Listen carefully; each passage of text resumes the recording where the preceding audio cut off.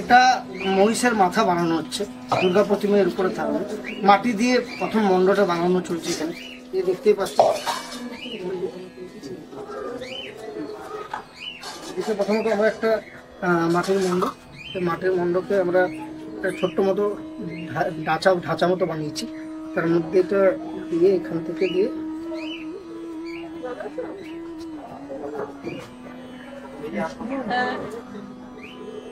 চেপে চেপে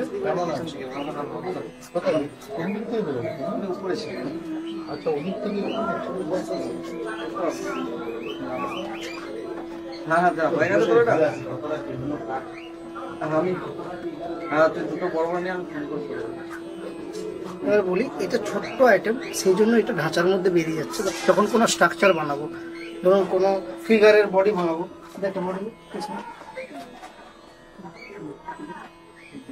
গলা দিয়ে একটা বডি,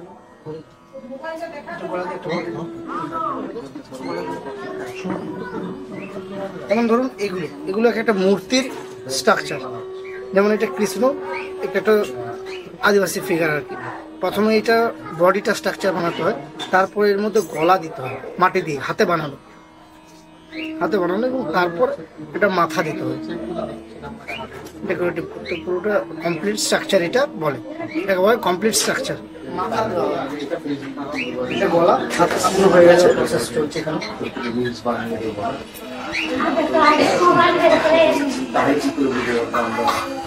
অরিজিনাল জায়গায় যাচ্ছি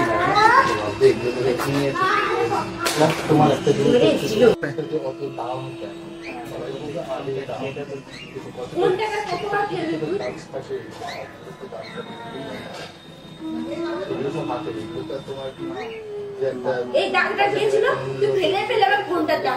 শোনো মা, এবারে মাধ্যমটা ভাঙতে হয়।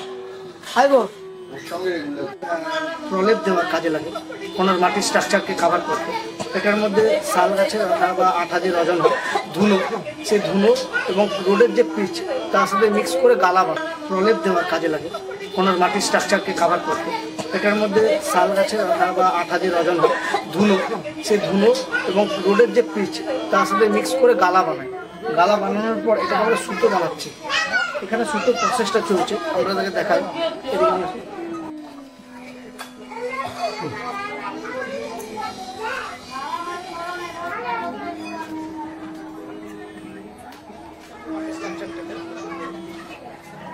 গালাটা দিয়ে কভার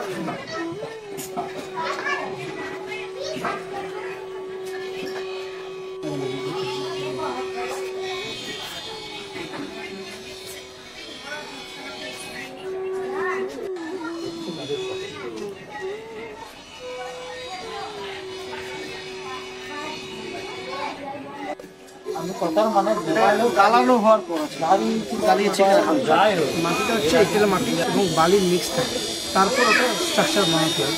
ওই মাটি দিয়ে স্ট্রাকচার হয়। এবং এছাড়াও বাঁকুড়ে আরেকটা মাটি পাওয়া যায়, লাল মাটি, যে মাটি দিয়ে আমরা দুর্গার চালি বা বেশ সেগুলো বানাই। এছাড়া কোনো বেশ বানাতে কাজে লাগে, তাতে সুবিধা হয় মাটিটা কাস্টিংয়ের পুরো বের করে নিতে, সেই জন্য আর কি।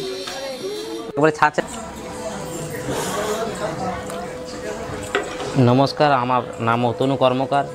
আমরা এই ডোকরার কাজ করি।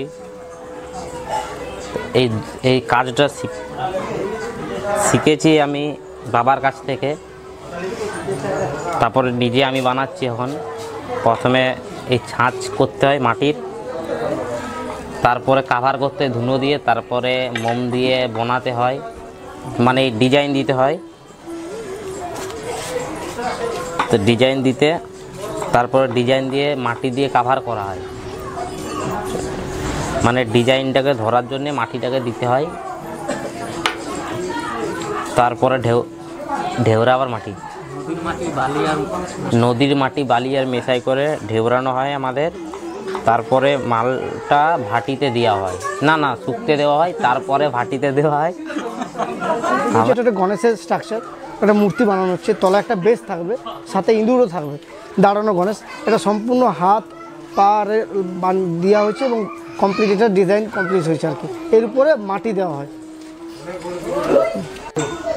এটা আরেকটা মডেল, এটা প্যাঁচা, এর ডিজাইন কমপ্লিট হয়েছে, পুরো সম্পূর্ণ ডিজাইন কমপ্লিট।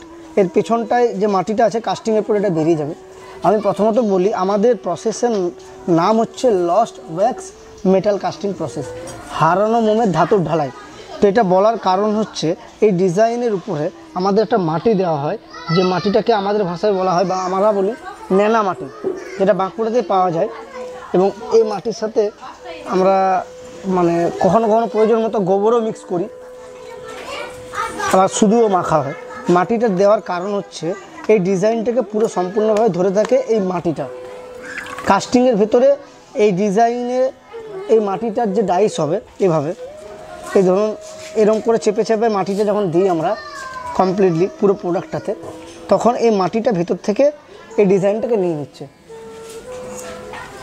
কাস্টিংয়ের সময় এই মাটিটা, এই ডিজাইনটা যে থাকে মাটির ডিজাইনটা, এই মাটির ডিজাইনেতেই আমাদের যে পেতল গালানো হয় সেই পেতলটা গলে গলে এই ডিজাইনের মধ্যে কভার করে নেয় পুরোটা। এই যে ভিতরে মোম ধুনো এসব আছে এগুলো বাষ্প আকারে বেরিয়ে যায় এবং এই ওয়্যাক্সটা গলে যায়, লস্ট ওয়্যাক্স হয়ে যায় এবং তারপরে এই যে মাটিটা থাকছে কাভারে, এই মাটির যে ডিজাইনটা নিচ্ছে এই ডিজাইনটা এটা কভার হয়ে যাচ্ছে। এই মাটিটা হচ্ছে আমাদের মেন ডাইস।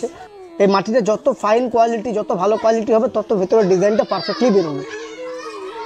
এইরকম প্রোডাক্টের সুবিধার দিক থেকে আমরা একটা চ্যানেল দিই, এইভাবে চ্যানেল করা মাল আছে দেখাচ্ছি।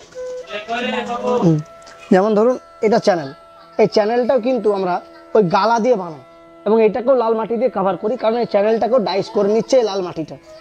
চ্যানেলের পর এর উপর আরেকটা মাটি দেওয়া হয় যেটাকে আমরা বলি ঢেউরানো মাটি, দেখা করা হয়ে গেছে। এবং চ্যানেলও এটা হচ্ছে সেই প্রোডাক্ট যেটা প্যাঁচা দেখালাম আমি, এর ডিজাইন কমপ্লিট ভেতরে আছে এবং উপরে ন্যানা মাটি চাপানো হয়ে গেছে, পুরোটা কভার করা হয়েছে এবং চ্যানেলও দেওয়া হয়েছে। এরপরে এটা ঢেউরানো মাটি দেওয়া হবে। ঢেউরানো মাটি দাও, এটা তার প্রসেস, এইভাবে ঢেউরানো হয়। এই ঢেউরানো মাটিটা এঁটেল মাটি এবং বালি মিক্স থাকে, বালির পরিমাণটা একটু বেশি থাকে।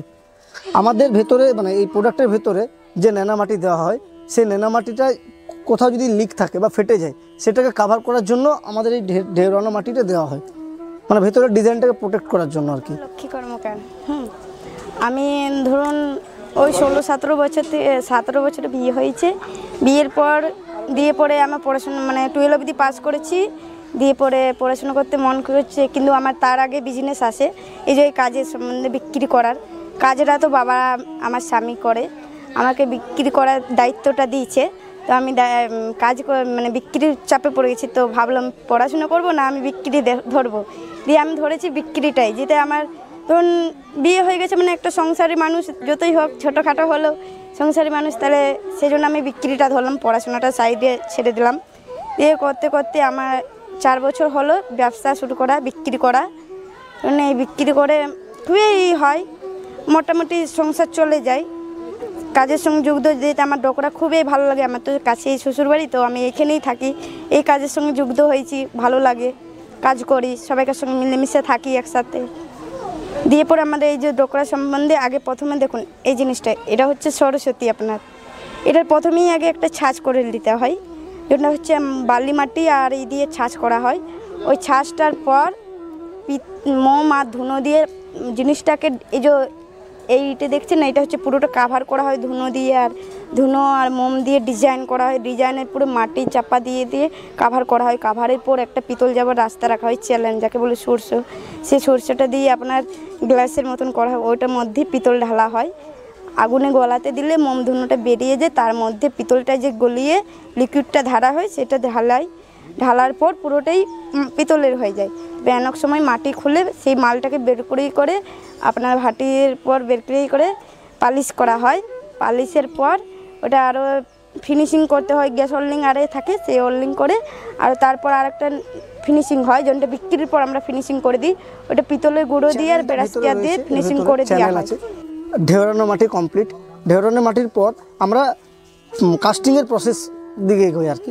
2 রকম কাস্টিংয়ের প্রসেস হয়, আর এবং মাটি দিয়ে এরকমভাবে গ্লাসের মতো বানাতে হয়, যেটা দিয়ে পেতলটা আমরা ঢালি এবং ভেতরে চলে যায়, ভেতরে মোম বাষ্প আকারে বেরিয়ে যায় এবং লস্ট হয়ে যাচ্ছে। তারপরে যে মাটিটা দেওয়া হচ্ছে সে মাটিটা মধ্যে যে ডাইসটা নিচ্ছে সেই ডাইসের মধ্যে পুরো পেতলটা গলে গিয়ে চলে যায়। কাস্টিংয়ের 2টো প্রসেস হয়, একটা হচ্ছে পেতল আমরা গালিয়ে ঢালি, আবার একটা এটার ভেতরে পেতলের টুকরো আমরা দিয়ে দিই পরিমাণ মতো, প্রোডাক্টের পরিমাণ মতো, এবং উপরটা কাভার করি। সাইডে একটা ফুটো রাখি আমরা, যাতে বুঝতে পারি পিতলটা গলেছে কি গলেনি। এবং এইভাবে আমরা এটাকে ফার্নেসের মধ্যে দিই ঘন্টা 1.5 জন্য। সেটা টেম্পারেচারের উপর ডিপেন্ড করে, কখনো 1 ঘন্টার মতো লাগে, কখনো আবার 1.5 ঘন্টা লাগে, বিভিন্ন রকম সময়। তো আমি দেখাবো কীভাবে এই গ্লাসটা বানানো হচ্ছে। একটা গ্লাস দাও।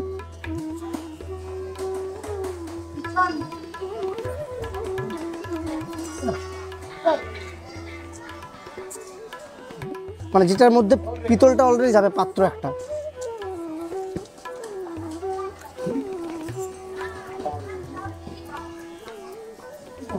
হবে না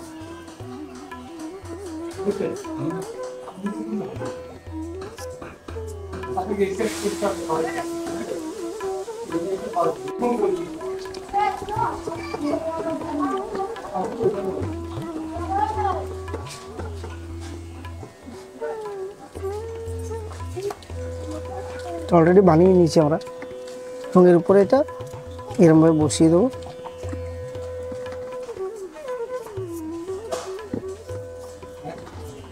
এটাকে আমরা বলা হয় ঘেরা বানানো হচ্ছে, ঘেরা করা বা চং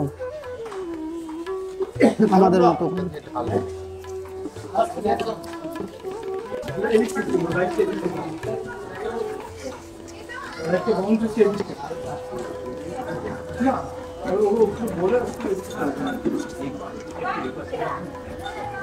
আপনি নিজে তুলে দিন, তৈরি দিতে হবে,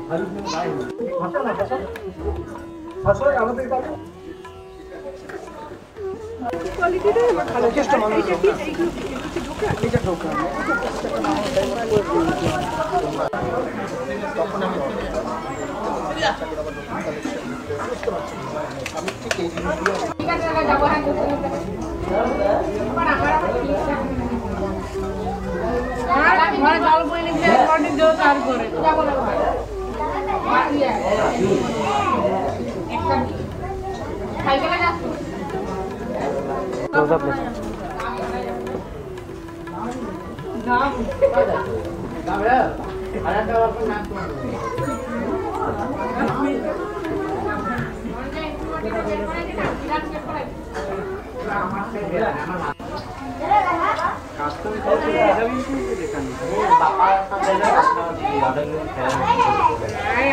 আমার সাথে খেললে জিতে যাবি কেন? মেরে আমি পাটনা পাবো না, আমার কাউকে পারি না। এ ভুয়ান বেলটা পারে না বলেছি আমি। এই ছোট ছোট কথা আমি কেমন একটা দিদিকে দেবে, ও দিদিকে দেবে। আমি তো পারবো, আমি তো পারবো যাবে না, মানে খরচও হবে না 2 মিনিটের জন্য। না এই আমাদের ওয়েবসাইটে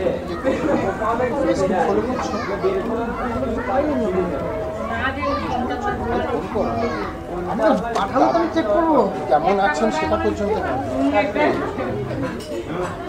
আমাকে খোঁজ নিতে হবে, আমাদের শুধু ঢালান, ওটা হচ্ছে পেতল গালিয়ে ঢালান। আর এই ঘেরার মধ্যে তফাৎ আছে, এটার মধ্যে অলরেডি পেতলের টুকরো আমরা কাঁচা পেতল ভেঙে দিই।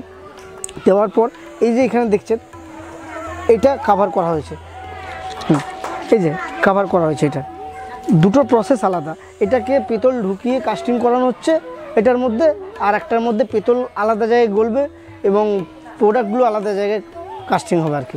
দুটো জিনিসের উপর মেনটেন করে আমরা কাস্টিংটা সম্পূর্ণ করি।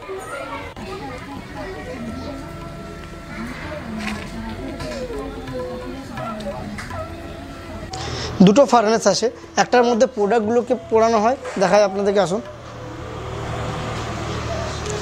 এই যে এটা, এর নিচে কয়লা আছে, এটার মধ্যে প্রোডাক্ট পোড়ানো হয় আর কি, কয়লা আছে, ছাই হয়ে আছে এখন ঠান্ডা, এটা পুরো প্রোডাক্ট দেওয়া হয়। আর আরেকটা পাত্র যেটা ফার্নেস আছে, এখানের মধ্যে পেতল গালানো হয়। এই দেখুন, এই দুটো ফার্নেস থাকে, দুটো ফার্নেসকে মেনটেন করে কাজ হয় আমাদের।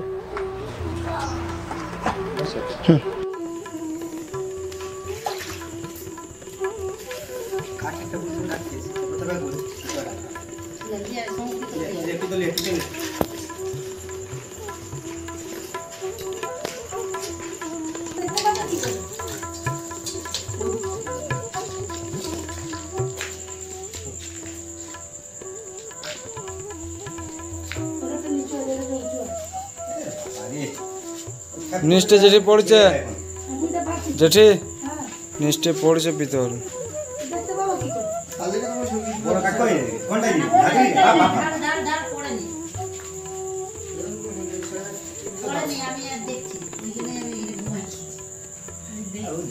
মাটি দিবে হাতে যাবে। তো কাঠটা কোথায় পাবো কাঠটা?